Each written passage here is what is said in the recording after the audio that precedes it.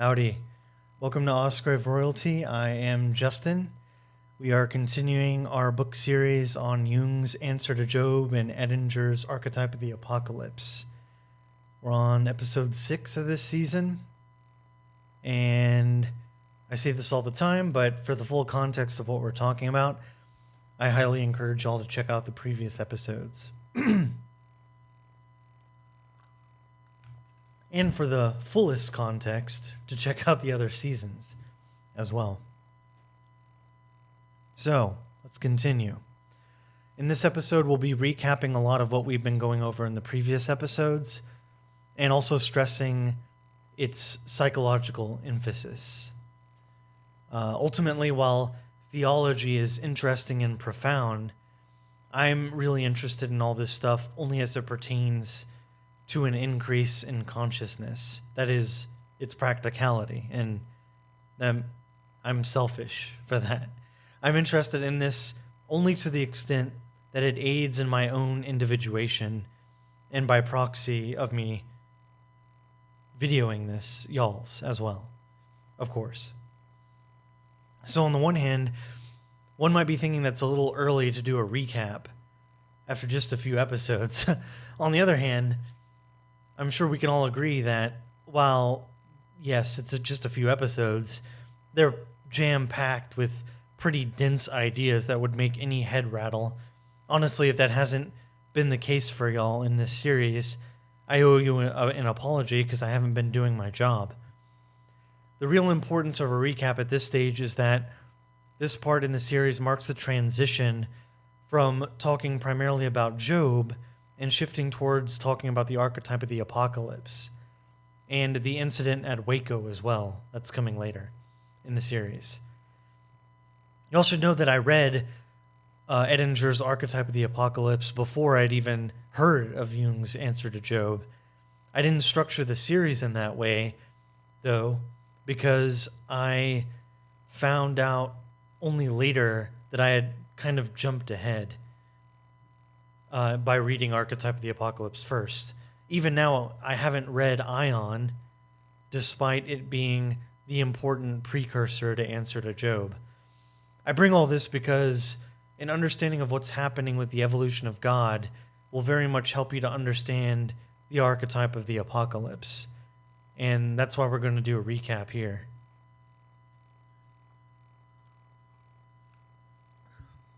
So here's a passage from Jung. Let me check something real quick. I have a note to myself that there's a good footnote that I should read.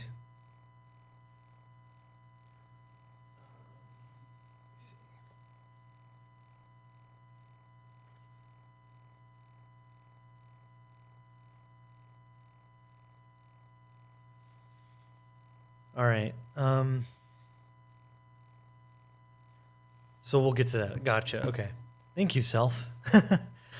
Jung says, quote, Yahweh's decision to become man is a symbol of the development that had to supervene when man becomes conscious of the sort of God image he is confronted with. God acts out of the unconscious of man and forces him to harmonize and unite the opposing influences to which his mind is exposed from the unconscious. The unconscious wants both to divide and to unite. In this striving for unity, therefore, man can always count on the help of a metaphysical advocate, as Joe clearly recognized. The unconscious wants to flow out into consciousness in order to reach the light, but at the same time, it continuously thwarts itself because it would rather remain unconscious. I mean, I'm sure we can all identify with that. This is Justin speaking. It really reminds me of, maybe I have it in my notes. I don't think so.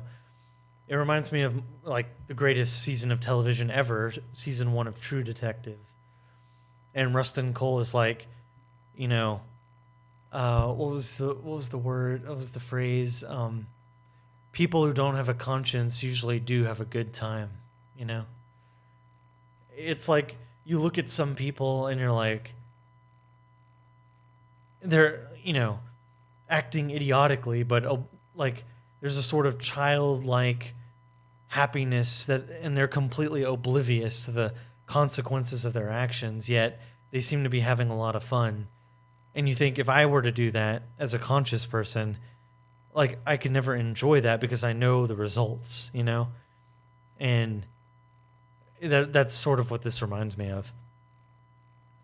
Anyway, like that's what is meant by thwarting itself. It would rather remain unconscious because, and Jung mentions this later, that to live a conscious life, it means you can't sweep anything under the rug. You have to confront your issues.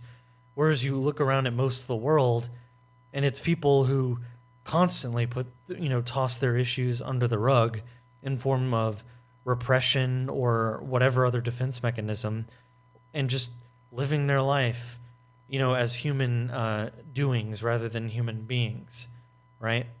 And I think men are more prone to that than women.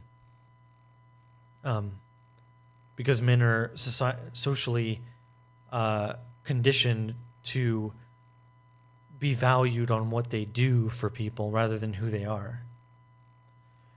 Anyway, so yeah, the unconscious wants to flow into consciousness in order to reach the light, but at the same time it continuously thwarts itself because it would rather remain unconscious. That is to say, God wants to become man, but not quite. That's one of the famous quotes from this, from Answer to Job, or from Jung in general. God wants to become man, but not quite. The conflict in his nature is so great that the incarnation can only be brought by an expiatory self-sacrifice offered up to the wrath of God's dark side. And the footnote says that the God concept as the idea of an all-embracing totality also includes the unconscious, and hence, in contrast to consciousness, it includes the objective psyche, which so often frustrates the will and intentions of the conscious mind. Prayer, for instance, reinforces the potential of the unconscious, thus accounting for the sometimes unexpected effects of prayer.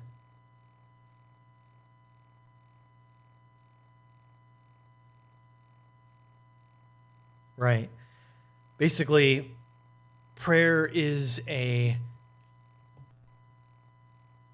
it's like coating yourself in honey, and the bear is the unconscious, right? You're setting like a trap for a good cause. Prayer is literally opening the gate and letting giving the unconscious the opportunity to manifest itself, right? That's what that means, I think.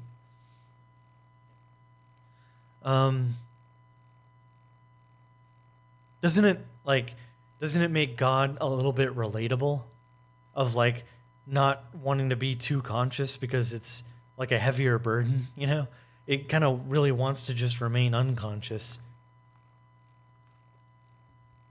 But yeah, Jung says like the more conscious you are, the more conflicts are brought up to the foreground. You can't hide. You lose the luxury of repression, right? But I would not trade to be less conscious. No way.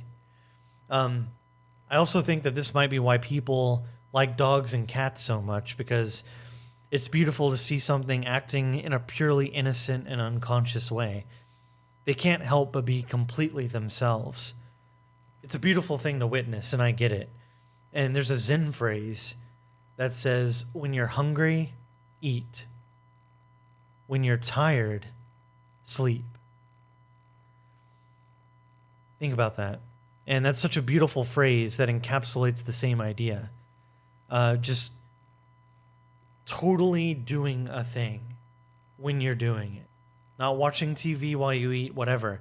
Like, you're feeling every motion. Every action is a meditation, so to speak. Right?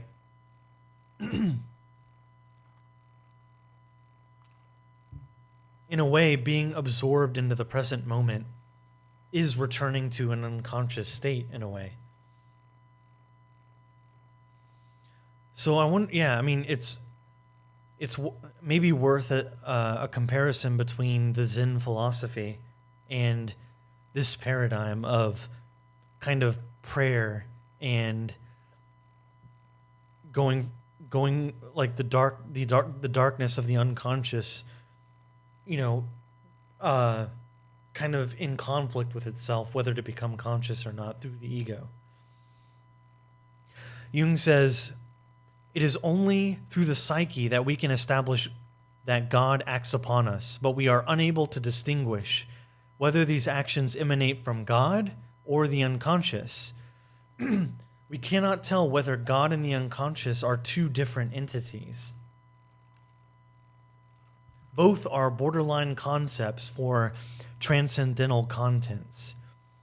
But empirically, it can be established with a sufficient degree of probability that there is in the unconscious an archetype of wholeness which manifests itself spontaneously in dreams, etc., and a tendency, independent of conscious will, to relate other archetypes to this center.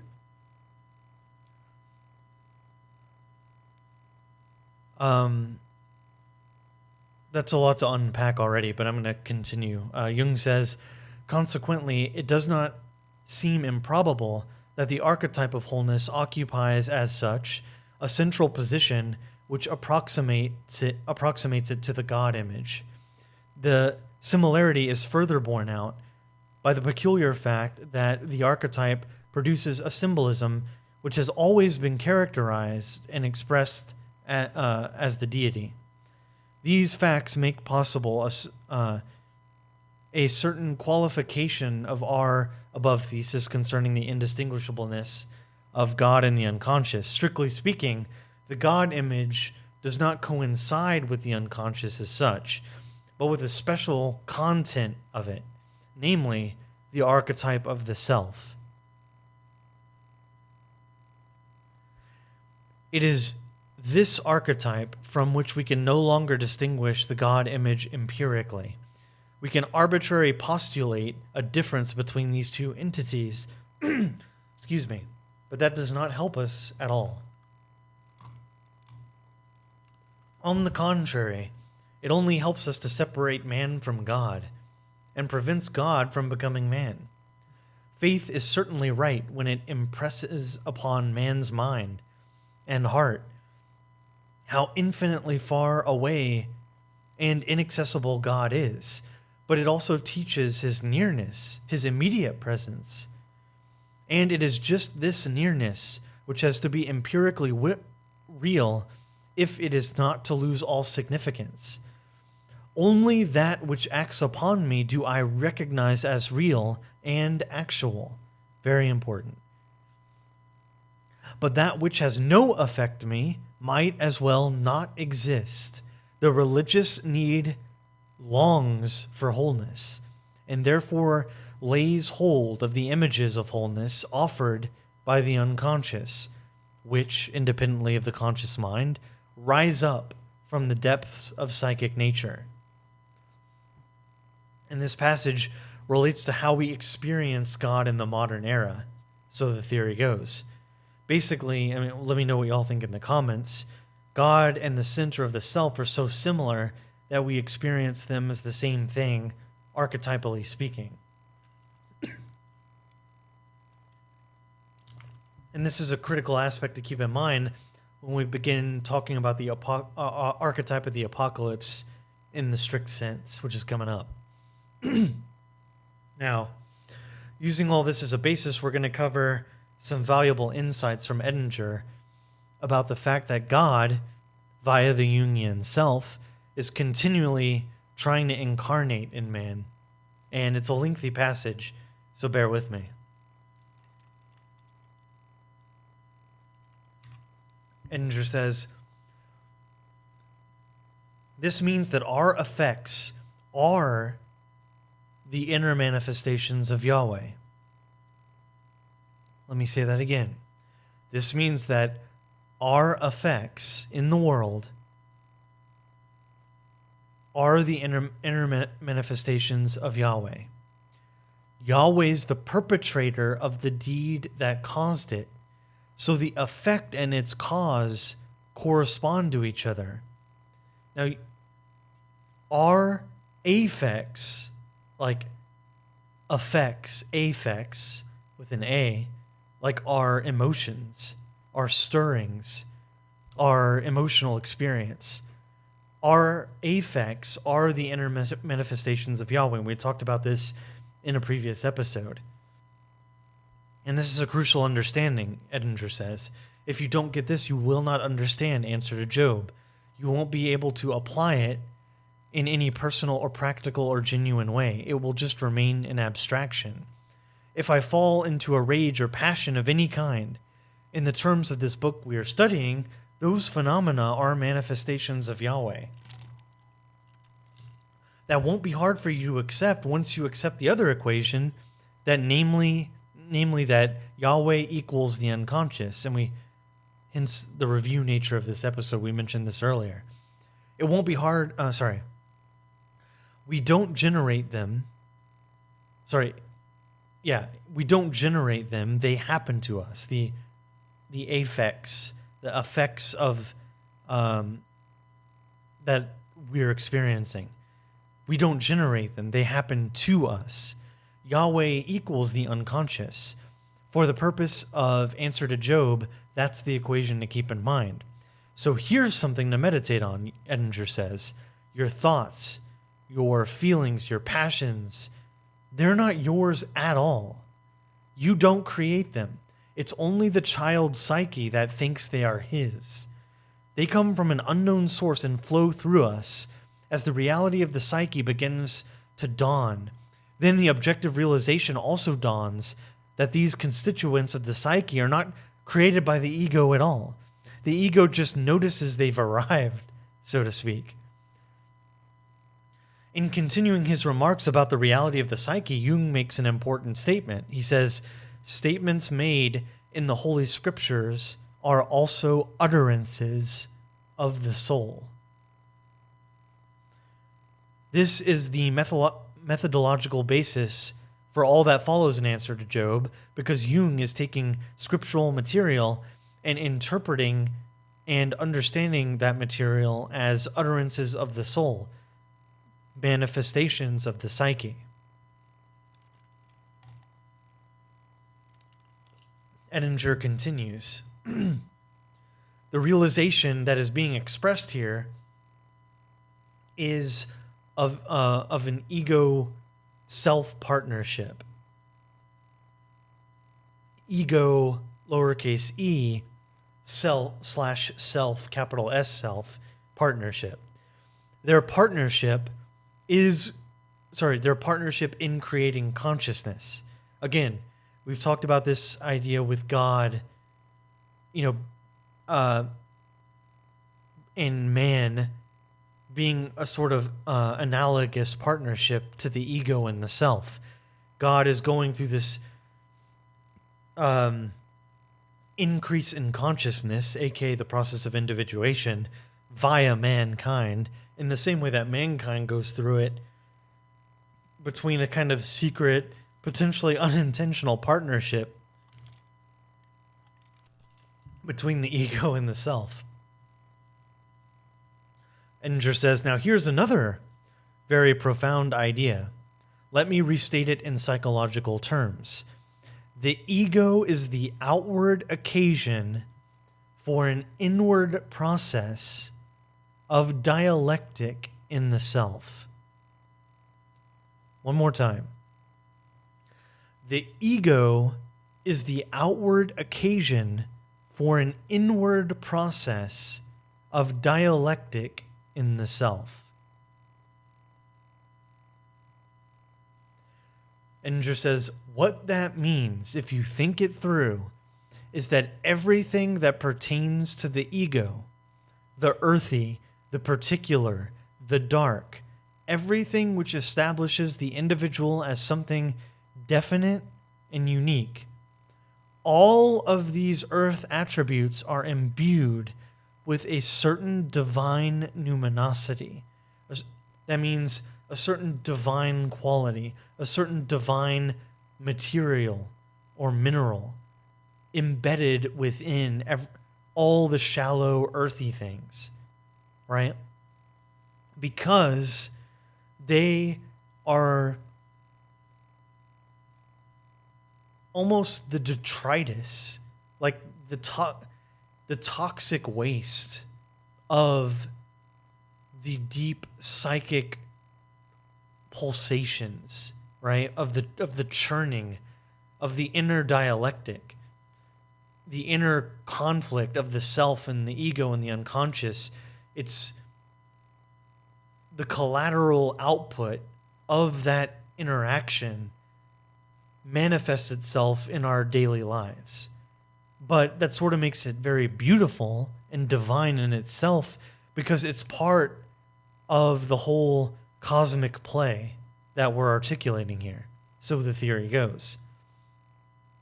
Edinger says, Jung goes on to say in this footnote that when we understand that what we are dealing with is divine unconsciousness and lack of reflection, which we've talked about before, then we are enabled to form a conception of God which puts his actions beyond moral judgment and allows no conflict to arise between goodness and beastliness.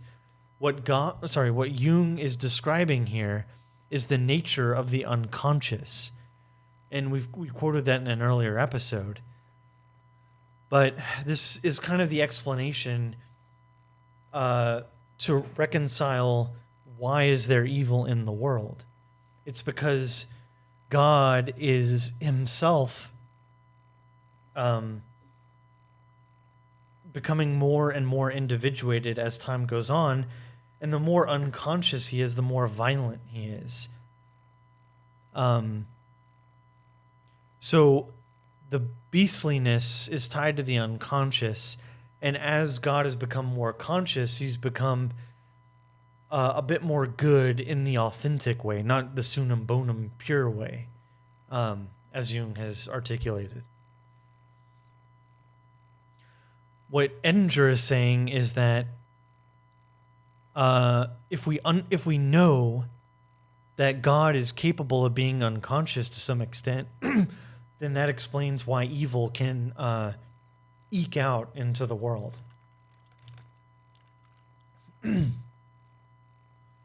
So let's unpack a lot of this. First, again, I've said it a lot, but I love the kind of depersonalization that Edinger describes, that when we get upset, sad, depressed, we lose our temper, whatever, these aren't only our experiences, they're God's. To the extent that our passions take over, God is acting through us through the unconscious, as Edinger describes. I'd also add that these kinds of experiences are gifts from the divine as well. They're gateways to increased consciousness if we can exploit them successfully. And Edinger talks about this later. That we can either be on board with what's happening to us, or we can be taken for a ride, so to speak. And I brought this up in a previous episode, and let me know what y'all think in the comments, but if God is acting through us, can there be ethics? Right? Basically, if God is acting through us, we don't have free will, right? So everything is kind of God's fault, from, assaults of all kind, from genocide, all that. It's God becoming conscious. And so nobody has ever done anything right or wrong, because we're all just puppets being accessed by our programming backdoor through the great programmer God. And, he's just using us to learn more about himself via us. That's what the Job affair kind of hints at, right? Now, I don't think again, that's a debate for probably another video. Let me know what y'all think in the comments about that. But my sense is that free will and this paradigm are not mutually exclusive. Like, you can have both. If, I'm just shooting from the hip here, but if the more consciousness you have, the more free will you have, right? You don't really have a will if you're unconscious. As a matter of fact, pun intended, there's a philosophical thought experiment called the coma test, right?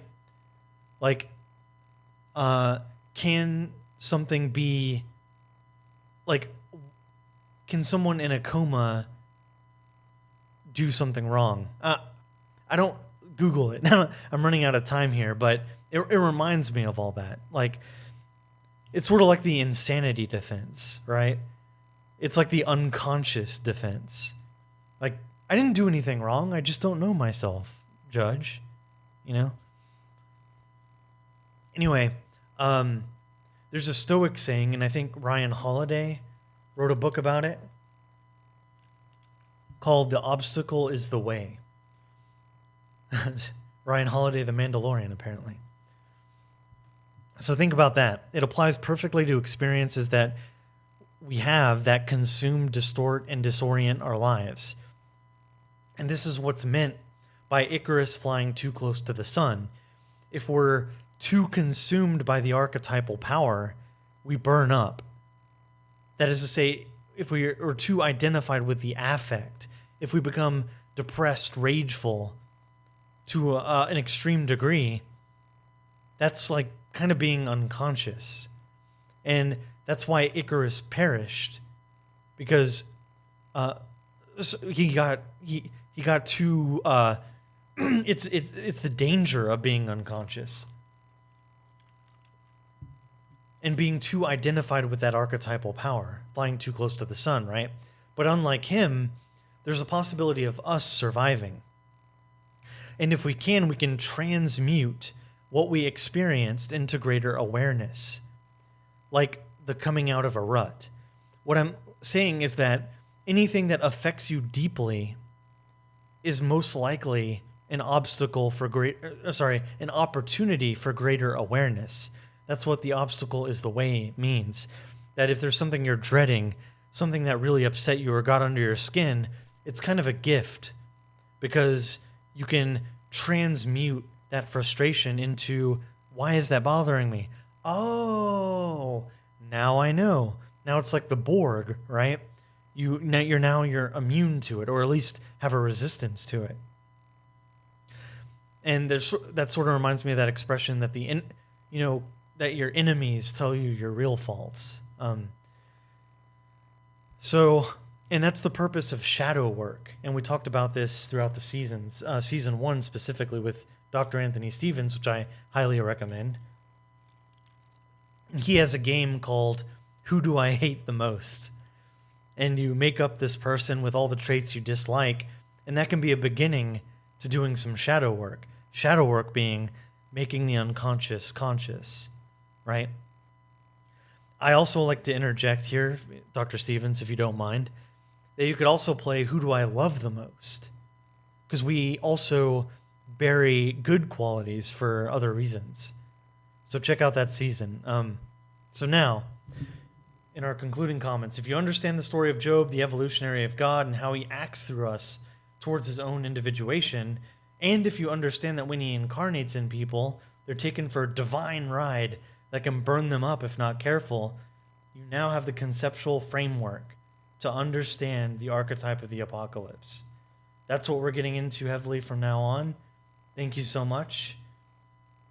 Comment down below, and I'll see you on the next one. All right. Bye-bye.